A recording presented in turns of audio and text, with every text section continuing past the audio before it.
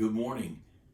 What a great weekend we had, and I hope you were a part of some of the services we had Friday, Saturday, and Sunday with Sergeant Major Archie Davis and his wife. What a great time together, and a pleasure to be around people from other parts of the country and from different backgrounds.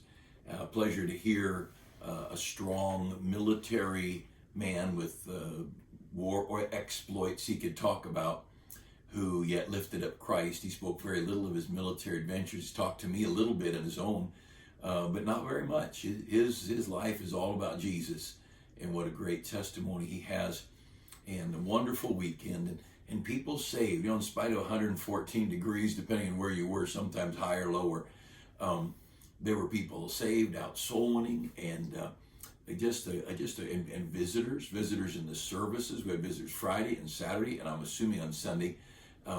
I don't know about Sunday, but a great day and a great weekend. And I hope you take time to pray for Brother Davis.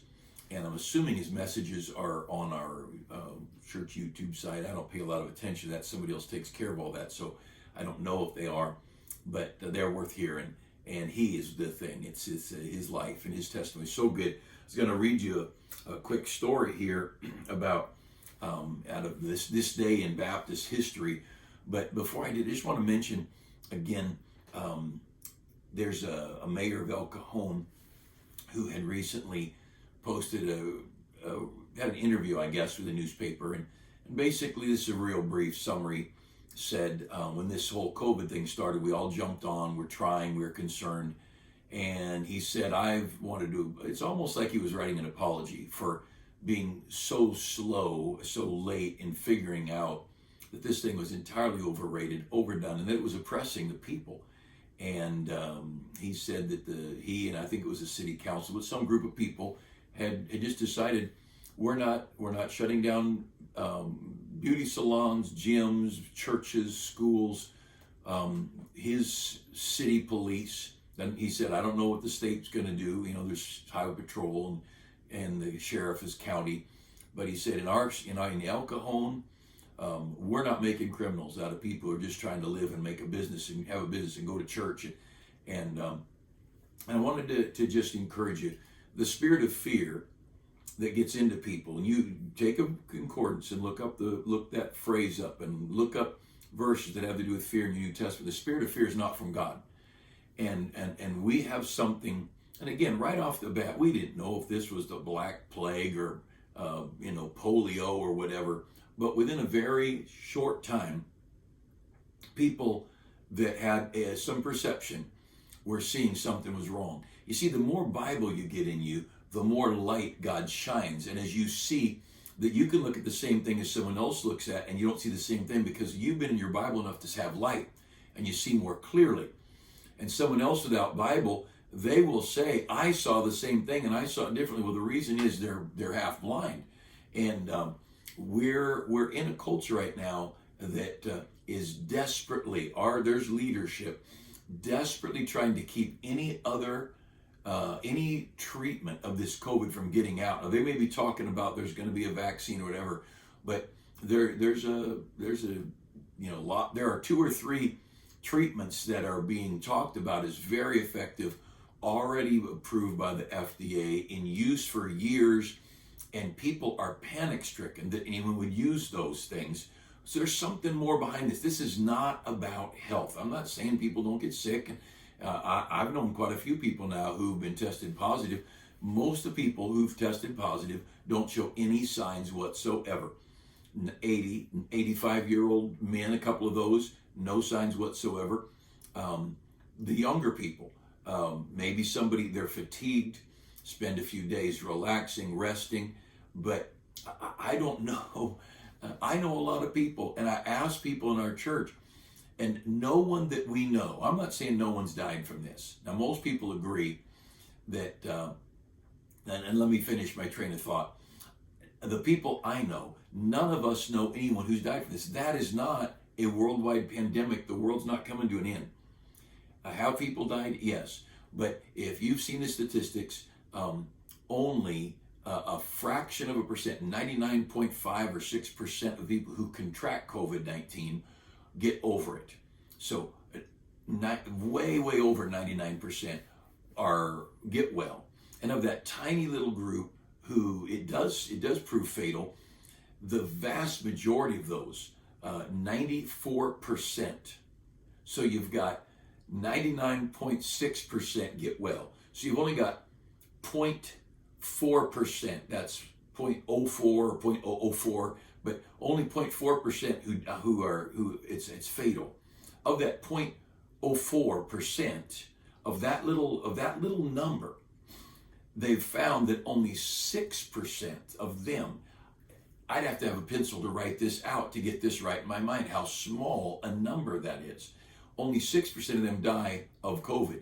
They have heart disease in COVID. They have diabetes and overweight in COVID. They have 7 bullet wounds in COVID. They're in a car accident, test positive for COVID.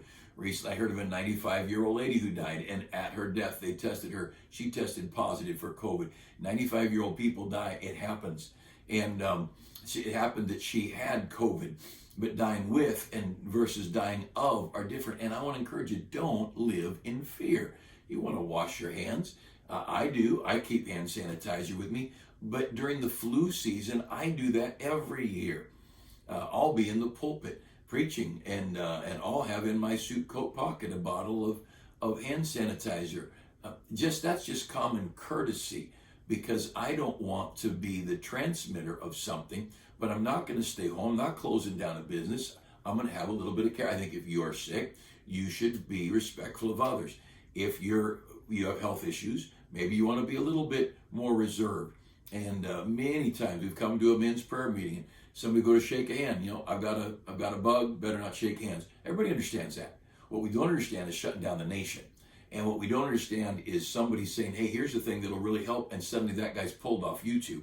And that is happening often. There are people that are pulled off the internet, not off the internet, but off of YouTube, off of these social media sites, because liberalism is like the prince and power of the air. The devil, he runs that thing, and that's who runs these main things. But all that to say is, don't be afraid. The spirit of fear is not from God. And God has not given us a spirit of fear, but of power and of love and of a sound mind. Now, all that stuff, I just want to encourage you. Look, how long, let me ask a question and hurt some feelings here. How long are some of God's people going to let fear keep them out of church? Now, it's up to you. You got to answer the question. How backslidden will you get? I mean, how many weeks can you be out of church? How many months can you be out of fellowship before you are backslidden and don't even know it? Have you ever noticed that when you were kids or when you had kids, kids are out playing and playing and playing, and they don't feel very dirty. You take their shoes off, take their socks off, and you can see where the sock and the shoe meet, because from the shoe up, the ankle area is just filthy with dirt.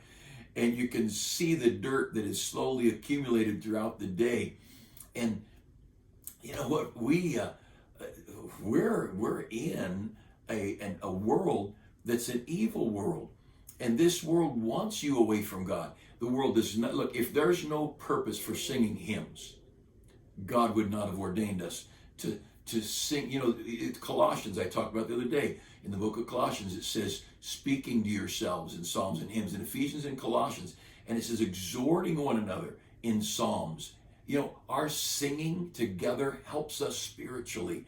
And how long are we going to be out of church? How long are we going to be out of fellowship from other believers?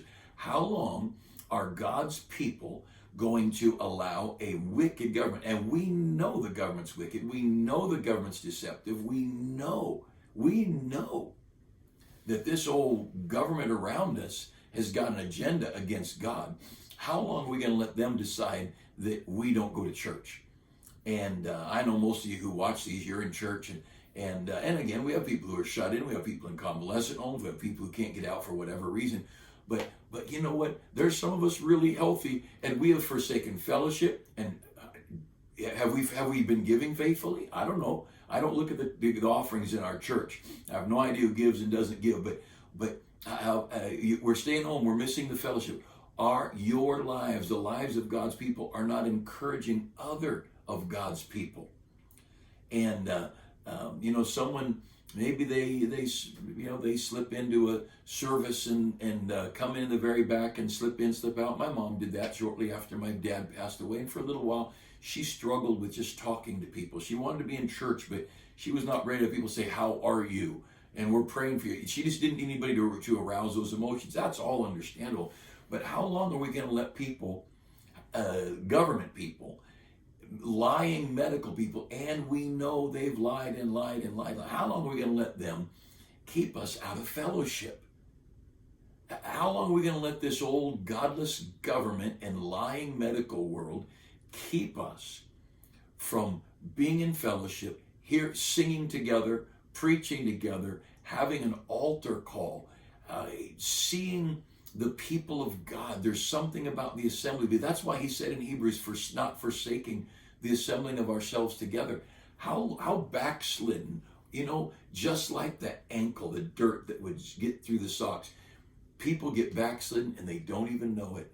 And all of a sudden they just see how dirty they've gotten. I don't mean drugs and liquor and moral. I mean a lack of spiritual purity, a lack of spiritual interaction that draws us near to God. And you might say, you're going to make some people feel guilty. Well, that's between them and God. But if God lets me be the tool to help people feel guilty, I don't mind doing it. We need, as the people of God, to fulfill the will of God for our lives. And I've talked too long. I'm going to skip this missionary who died, gave his life from childhood, 11 years old, made a decision. I've given my life to follow the cry of the lost around the world. And he was killed on the mission field. I'll read another day. But I do want you to understand, as we consider this thing of church and fellowship, and I've been very open to do what our membership feels is best. And when it got to be 114, what was best for our membership was now up for debate, as far as where we'd meet, what we'd do. And but I know this: we're having church. We're having church one way or another. We're having church. And why? Because people need church. The believer needs church. We don't need to sit and watch a television. If that was the case, we could eliminate all the churches, save all that money, and watch reruns on YouTube of some famous preacher in the past. It's not about just eye contact and mental assimilation of facts. It's the body of believers. And that is the body. I mean, I could look at a picture of my study here at home. I've got pictures of my grandmother, picture of my pastor in Reading, picture of my dad and my grandmother. Those pictures are not the same as being together. They're gone. And those people I love being gone, I remember them. But this is not taking place with my grandmother and my grandfather and my dad. They're gone. And you know what? Being together is what the body of Christ is all about. And there's something precious, there's something spiritual, there's something powerful that takes place when the gathering of God's people it takes place, and they bow their heads and someone or many someones pray. And when we hear songs and we hear special music, and Sunday morning, and then I had to redo it Sunday night, the Williams family sang, and wow, what powerful, moving, and don't let this godless world keep you from fellowship. And everybody's got to make their own decision, and I don't lord over anybody. I've got no power, any authority, except for just by choice and volition. If somebody wants to shut me off, shut me off. I don't have any authority except what people choose on their own.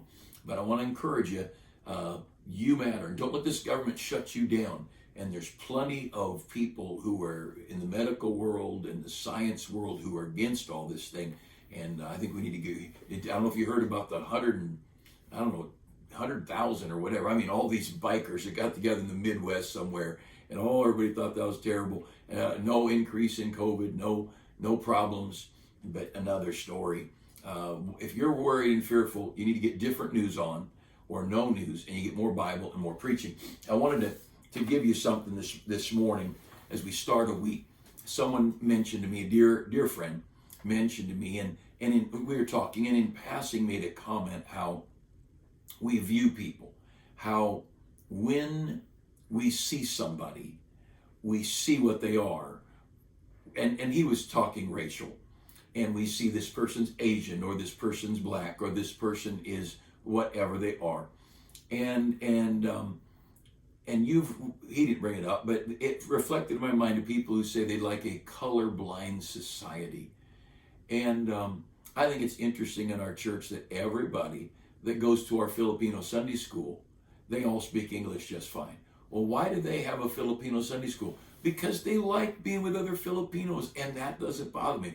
Half of our Spanish church speaks English, but they like being with them, and I don't have a problem with that. That doesn't bother me. And besides, I go up and get food from the Filipinos and from the Spanish department. And the idea that we see people and we don't think about our differences is crazy. We all do that. If you like some sport team and you notice that guy's got a ball cap on that's got your team on it, or this person's got a sweatshirt and it's your favorite whatever, we all notice. We all, and those things, here's my point, that's not wrong. We all have eyes. See, in my philosophy class, I teach a class to the juniors and seniors in our Christian school, and we talk about all kinds of things in life, but one of the things we talk about is humanity. We're three parts, like God is the Father, Son, and the Spirit. We are body, soul, and spirit. We're three part. And I put it on the board and I talk to the kids and I say, no, which is most important? Well, really, they're all important. God made all three.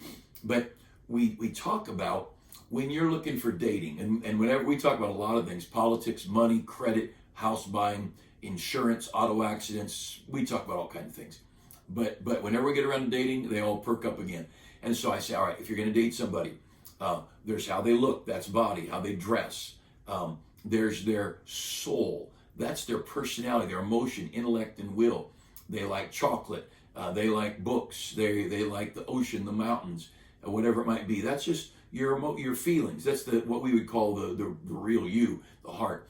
And then there's the spirit, the things of God. It's are they saved? And what is their religious belief? And so I'll put them up there. All right, which one's most important? And all the kids say, oh yeah, spirit. They're being hyper spiritual. They know what the pastor's looking for. The spirit's most important. And then the soul and the body. Oh yeah, it's last. And I say, now let's be honest. I want you to raise your hands. What's the first thing you notice when you see somebody? And what do you see? Oh, the body. What's the first thing that attracts you to somebody as a general rule? Nobody wants to say it, but we all know it's the body. You know what? I see that person. Here's a 5'8" guy, and here's a 6'8" girl. Maybe he's not going to be attracted to a girl a foot taller than him. He might, but we all see, wow, this girl is tall. And so we talk about it, and it is a reality. Here's a person that doesn't bathe, and once a week they change their shirt. They could be a wonderful person, but you know what? I'm not going to date them. And you need to make these decisions. And I encourage our young people to think through body, soul, and spirit, and how each one of those does matter. And you want all three to line up with you, body, soul, and spirit, because we do matter.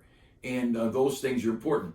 And to some extent, we all judge by sight. Now, let me mention the word prejudice. Prejudice comes from the word prejudge. Prejudge. That means I see you, whatever it is I see, and before I get to know you, I prejudge you. You're a Oakland Raiders fan, and I think you're a thug. And, well, that's prejudice. All Oakland Raider fans are not thugs. That's what prejudging is. And it's not right. And you've heard me tell the story.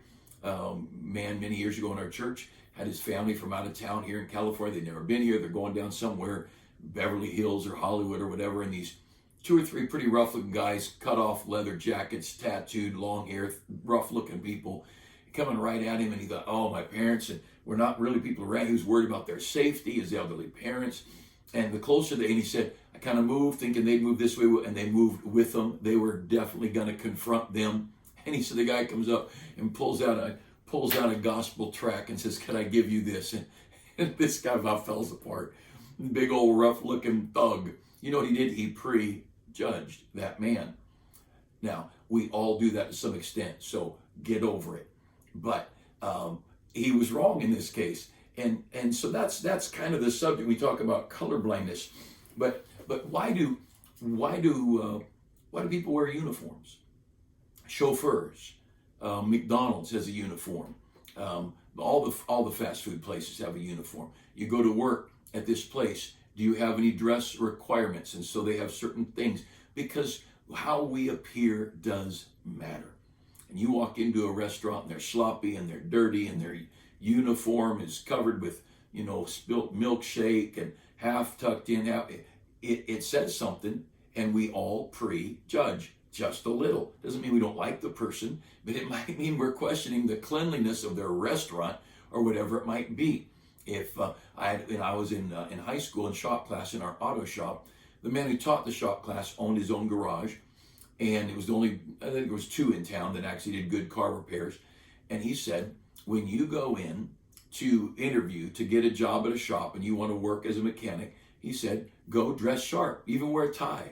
You go dressed in a sharp professional clothing, meet the guy, and in your car have your coveralls, and you be prepared to put your coveralls on, crawl under a car, do whatever the guy wants you to do. He said, and make sure your car's been vacuumed and washed and cleaned, because as a shop owner, I'm going to look at you and determine you will probably take care of my customers' cars the way you take care of your own cars. Now, we all know that's not all true. The plumber's faucets all leak and the carpenter's house needs repairs. We do understand that, but we tend to prejudge, and we all know we shouldn't do that, but we do it to some extent. When I meet someone, I notice their Scandinavian accent or their Caribbean accent. I was at a door Saturday and met somebody who speaks Arabic. And I don't speak a word of Arabic, but I could tell because of some folks in our church that speak Arabic. And there's no you're bad, I'm good, or I like you, or I don't like you. It's just these people got an Arabic background. And I made the judgment. I was with Wayne Record, one of our men who speaks just a little. He's working at some Arabic. And so he and I were together, and that's how we made the call. Someone referred it to us. And so we got to use my phone, my Google Translate, and could we have someone in our church who speaks Arabic call you? And if so, could you give us your number? And, push the button and hold it out there. And she nods and gives us a number. And so we have dear friends in the church who speak Arabic, and they'll make the follow-up call. Well, that is judging, and it's not evil. I just identify who we are, what we are. If a guy comes in the UPS truck and he says, I've come to spray for your ants, I'm questioning. The exterminator guy ought to come in an ant exterminator truck. We just judge those. Now, let's just relax a little bit when we start talking about that. We can talk about our Marines. 2 of our good men in church, one a Marine veteran, one Army veteran, and LTs. One's all Army, one's all Marine. We use different uniforms. We've got different backgrounds. It has nothing to do with our love or our respect, our admiration, or their value. Those are things we do. It's a reality. Now, don't shut me off, all right? Because I'm going to show you something in a minute that both sides you're going to agree with. Archie Davis was here this weekend. Brother Davis is a sergeant major in the Army at Fort Hood, and very responsible. And he had stripes and everything all over him. He was very decorated. And Sunday morning wore his dress uniform with all of his everything on him. A dear man. I just don't know a guy I'd rather hang around than him. And when he walked up in that, now he preached Friday and Saturday night in a dress shirt and tie, but when he stood up in that uniform, everybody who was military judged him differently because they saw who he was. Now, if I put that same uniform on, somebody might look at me and think something, but the inside would not be the same, because the man inside that uniform is a professional hero soldier. And in my case, it would be a fraud. And so that's the danger of prejudging. But in this case, he was there. We talked about him, and it helped people understand who he was. Uniforms are important. The stripes on the jacket are important. The medals here are important because they represent the man and his achievements and where he's been, and he does earn more respect because those things. Now look over at Matthew chapter 15, and I typed some notes up because I wanted to be able to stay on point with this, but in Matthew 15 and verse 21, it says, then Jesus went thence and departed into the coast of Tyre and Sidon, and behold, a woman of Canaan came out of the same coast and cried to him, saying, Lord, O Lord, thou son of David, and she's asking for help for her daughter to be healed. Now, he identifies her ethnicity. Now, it's significant doctrinally. Jesus came to the Jews, and this is a Gentile. Jesus came to the people of Jerusalem, and this woman was a Canaanite. She was not, and he eventually said, it's not good to give the children's meat to dogs. And she just brushed it off and said, yeah, but the dogs eat the bread from the master's table. And Jesus said, you're some lady, your daughter's healed. And you look at, there's some stories in the New Testament that teach us about humanity and about ethnicity. And these things these are real, and they're big things. Look over to John chapter 1. Matthew, Mark, Luke, and John. Look at John chapter 1. And I didn't have this one spotted ahead of time, but look at John chapter 1. And we've got Philip going to get Nathanael when he had met Jesus. So John chapter 1, and you look down at verse 45. And Philip findeth Nathanael and saith to him, we have found him of whom Moses in the law and the prophets did write. We found the Messiah. And listen to this now. Jesus of Nazareth, the son of Joseph. He identified his father and identified the town he's from. And I look at Nathanael, what he says in verse 46. And Nathanael said unto him, can any good thing come out of Nazareth? You know what that guy just did? He's prejudiced. He said, people from that town are bad. How could the Messiah come from a town like that? Do you know, we're talking about the apostles, the best of the best.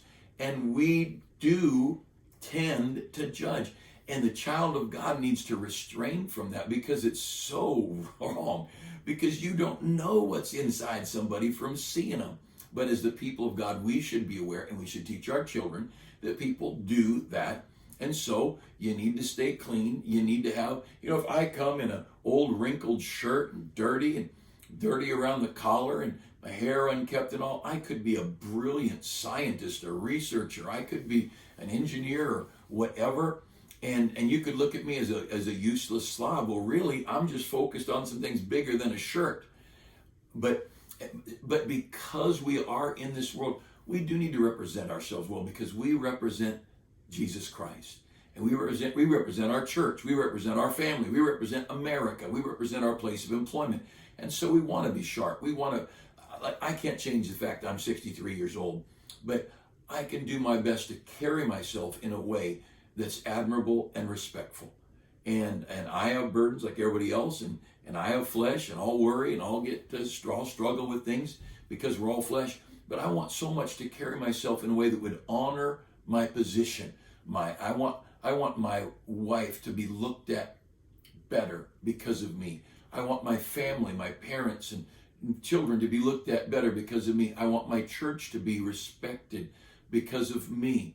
And it is apparent because people do look at you. We all have eyes. I was in a store, and I don't know, I can't even tell you what store it was, but I'm in this store, and out of the corner of my eye, a body moves up, and I see a guy's shoulder, and I'm 6'4", and right next to me, there's a shoulder. Now, a shoulder that's at 6 foot or 6'2", this guy, and you know my first thought? You won't even believe it.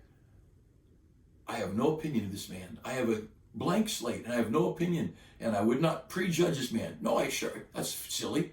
I thought, whoa, that guy's tall. How do you see people and not see what they are? That person's rather large. That person is skin and bones. That person is very, I remember one of my first impressions of President Trump, and I like President Trump. One of my first impressions is he's got these white spots on his eyes I'm assuming from a tanning thing. And I think, that looks funny. I think I'd use makeup, and I'm not I'm not for men using makeup, but I remember one of his first, before he was president, during the campaign, they were teasing about his hair. And I remember him going to a lady saying, hey, it's my hair. Here, grab my hair and tug on it. It's the real deal. It's not a, why? Because we judge people. And we don't like them or dislike them because of their funny hair. We just say, he's got funny hair. It's a reality. That guy is really tall. And you've probably done it as well as me. Typically, men are taller than ladies. And you go in and I see a lady who's 4 or 5 inches taller than me. I don't dislike her or like her, but she is tall. And only a blind person wouldn't notice. And a blind person with good ears, who most blind people do have good ears, they would know they're tall because their ears are so sensitive they could tell their voice is come from way high. And so here Nathaniel comes along. I look over to John chapter 4. I want to show you reverse prejudice. John chapter 4, and you go down to verse 9. John 4 and verse 9. The story is the woman at the well. And so we're looking at John chapter 4 and verse 9. Then the woman of Samaria said unto him, how is it that thou, being a Jew, askest a drink of me, which am a woman of Samaria? For the Jews have no dealings with the Samaritans. Jesus comes to this lady and asks her for some water. And she says, you're a Jew. Jews don't like us. What are you doing asking me for water? She assumed he didn't like her. Because of her ethnic background, she prejudged him as being prejudiced. And you know what? That is a part of life too. And if you look earlier in the story, Jesus must needs go through Samaria. He went on purpose to see her. He wanted to see her. It was important that he see her. And yet, she judged him to be critical of her because of her Samaritan background. Now, all this to say, we are in a world of humanity. The child of God should seek to love people. We are going to see tall, dark, tanned, funny eyes. We're going to see large, small. We're going to see unusual athleticism. We're gonna see, wow, beautiful hair. Why do ladies color their hair? Because we do see things. Why do we, look at what kind of glasses we want? Look at 20 pairs of glasses. The goal is to see well, right? No, we do care how we look. And there's nothing wrong with that. And so could I encourage you, as difficult as it is, let's relax. There's a Circle K I go to on occasion and pick up their giant sodas filled with chemical-filled bubbly water. And there's a gal there, and she is from the island somewhere, South Pacific. And I've never gone up and said, hey, which part of the South Pacific are you from? But I've thought it because I have friends that are Samoan. And I had some young people from high school that were in our school that were from Hawaii. And they were the Southern Pacific Islanders who were big. And like them, dislike them, had nothing to do with whether I liked them or not. If they're nice, I like them. If they're not nice, I don't like them. But you notice those things. I would be curious because it would be an open door to me to witness to her. Oh, I've got a friend on Samoa, and to be able to chit chat like that. But as a child of God, understand Jesus. We don't have time to go to it, but Jesus was slandered racially. They called him racial names. And you know what he did? He loved them and died for them. It's an ugly world. As a child of God, let's love people. Let's rise above this ugly. We're not going to make the world colorblind. We're not going to make everybody in the world nice to everybody. It's just not going to happen because it's an evil world. But the people of God, we ought to love folks. And we ought to care about people. And we ought to be good to people. Our bus ministry is a testimony to the fact that our church loves people. Doesn't matter what their economic background is or anything else. If you're breathing, we want you on the bus.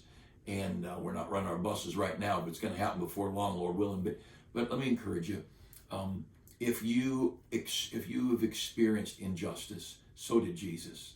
And it's terrible. And I think it's wrong. But let's go on for God. And let's each one of us make sure we don't misjudge people. let's don't misjudge people, all right? A friend in high school, he's 5'5", and he was from Hurlong, and we were from Hayfork, two little small Northern California towns. Hurlong's near Reno. And this guy could slam dunk a basketball, 5'5". And many a guy has been embarrassed on a basketball court during a game because they were prejudiced. They prejudged this little guy, shortest guy on the court, and they went to shoot a jump shot over him, and he went just that fast and knocked their shot. I watched him knock shots into the bleachers from guys a foot taller than him. He was amazing. And they prejudged him, and they judged wrong because they thought this little guy can't play ball. Well, he could not only play ball, he was amazing. So let's love people, and let's be good to people. And let's be good to every man and every background and every race. But understand this: we're in a world that is not going to be that way, and it's wrong, and it grieves me. But I am going to be a part of the answer, and I'm going to do as much as God would allow me to love every man and every lady and every young person that crosses our path, because they all matter to God, and God wants all of them saved. And that's the big thing. I hope you have a good Monday. Let's have a good week, and let's honor God and love God and live for him. And pray for your country, and back to where I started, don't live in fear. God bless you. Have a great day.